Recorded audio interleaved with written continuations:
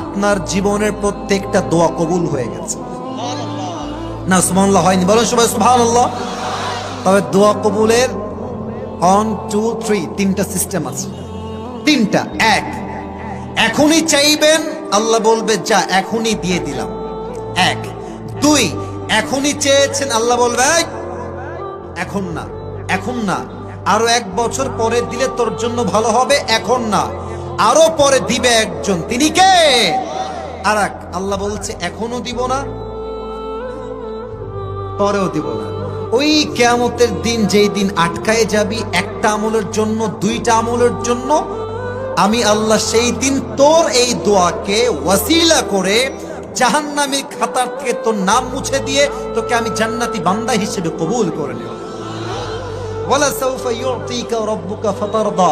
যা হারিয়ে গিয়েছে, যা পান নাই, পাই নাই, শেষ। আমার ভরসা আছে আল্লাহর উপরে। আমি যা হারিয়েছি এর চাইতে অধিক উত্তম আমাকে দিবে একজন, তিনি কে?